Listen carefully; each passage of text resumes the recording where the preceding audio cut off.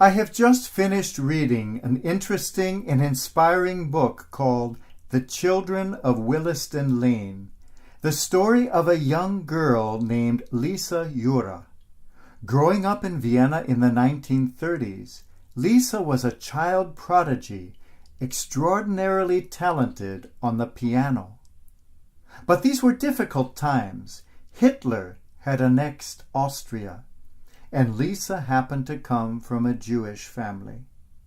People were living in constant fear. Then came the opportunity for a rescue action for some children. Called the Kindertransport, it was a special train organized to take some of the children out of danger into England. Seating was very limited, but her family was able to obtain one seat. They had to make that terrible decision, which of their children to send to safety. Can you imagine, as a parent, having to make the decision of which of your children to say goodbye to, probably forever? Can you imagine saying that goodbye? Lisa was the one chosen. She was placed onto that overcrowded train packed with frightened children. Eventually she made it safely to London, where she began a new life. There, at the refugee agency, they were trying to place the children, and she was asked what skills she had. She replied, "I can play the piano." The man said, "That's very nice, and I'm sure you play beautifully, but can you do anything more useful than that? How about sewing?" So she was sent to a sewing factory.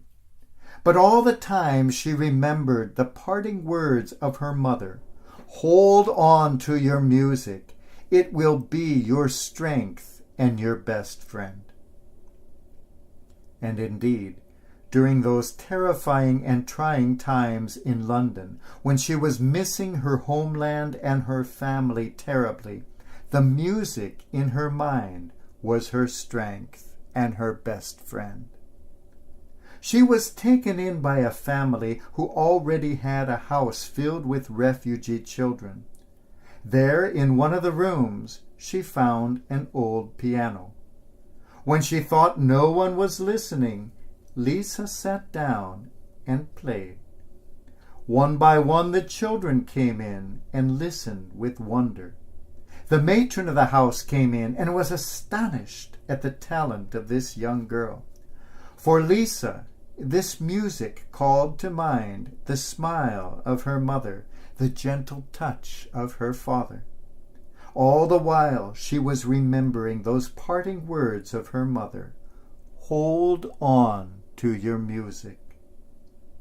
It was her strength and her inspiration. But much more than that, her music became the inspiration and strength of all those around her. During the terrifying and frequent air raids, as the city of London was being bombed, Lisa would bravely sit there playing her music, inspiring courage and strength in the frightened children and adults around her. None of the children knew what had become of their beloved families back home. Eventually, all letters were returned unanswered. They didn't know whether their parents were alive or dead. As it turned out, they were all dead. It was Lisa's music that saw these children through those terrible years of dread and worry. Her useless talent of music had become the most useful of all. Jesus talks to us about talents.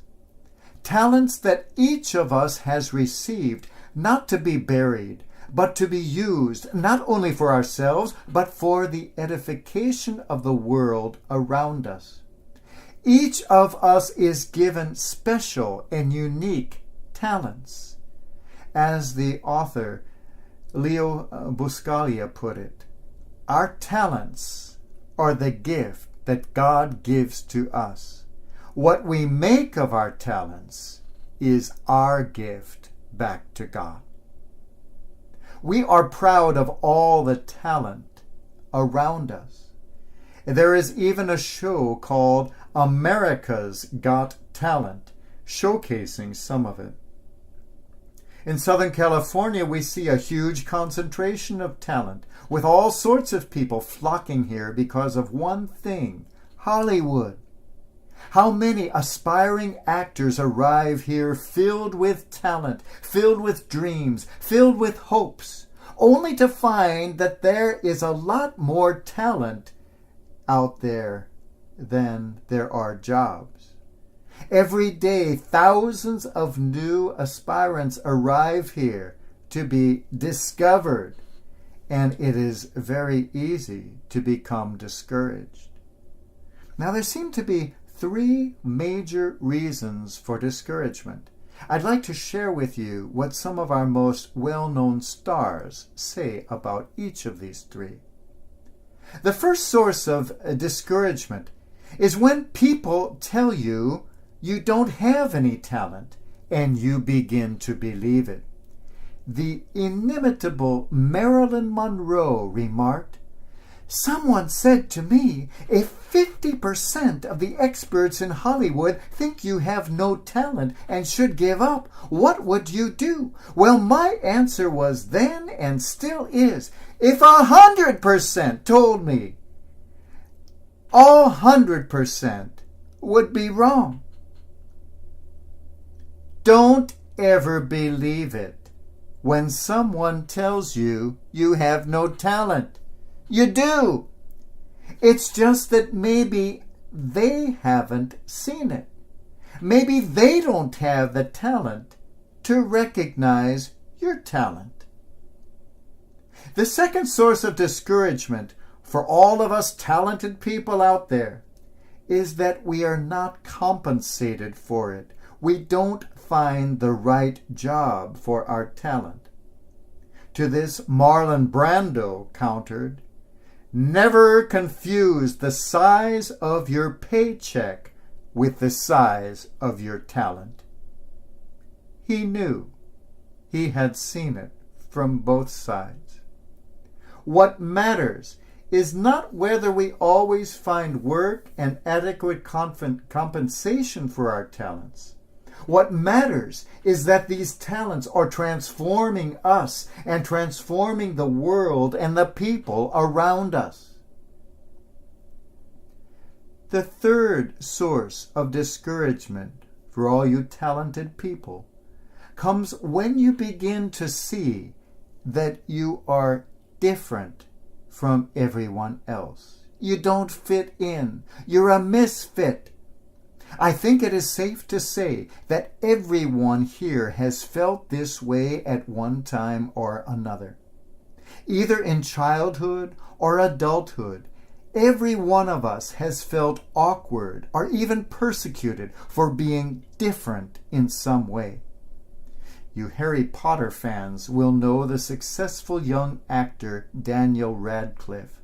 He remarked that there is something inherently valuable about being a misfit. It's not to say that every person who has artistic talent was a social outcast, but there is definitely a value for identifying yourself differently and being proud that you are different.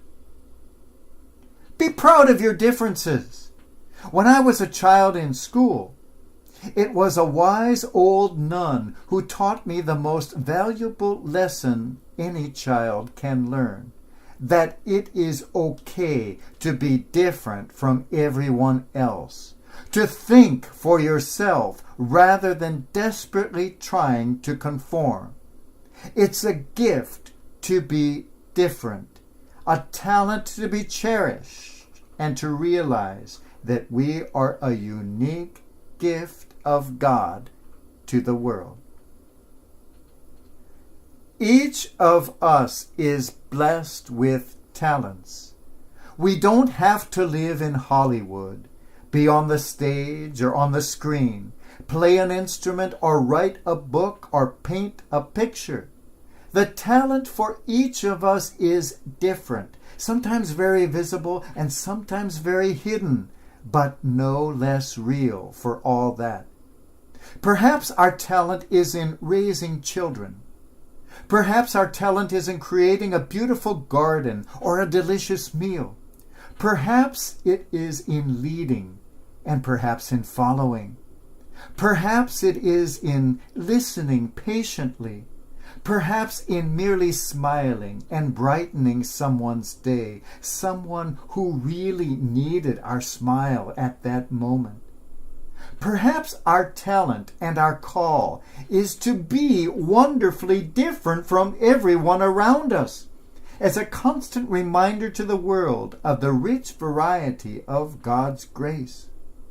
Perhaps our talent is allowing people to cry, and perhaps it is in making them laugh. For it is in tears and in laughter that we most profoundly encounter God. Laughter. What a talent it is to inspire laughter in others. When our generation was growing up, there was an unforgettable woman who wrote columns in the newspapers, inspiring laughter in us day after day. A housewife and mother by the name of Erma Bombeck. Remember her with her practical advice and her exquisite one-liners about family life? Irma said, "When I stand before God at the end of my life, I would hope that I would not have a single bit of talent left and could say, 'I used everything you gave me.'" And that's not a bad prayer for all of us. So, my talented friends, when we decide so proudly to make something of ourselves, let us remember that that job is already done. God has already made something of you. Find that person hidden inside and dare to allow that person to come to life. Dare to be the person you were created to be. Dare to be the unique gift God has sent to the world.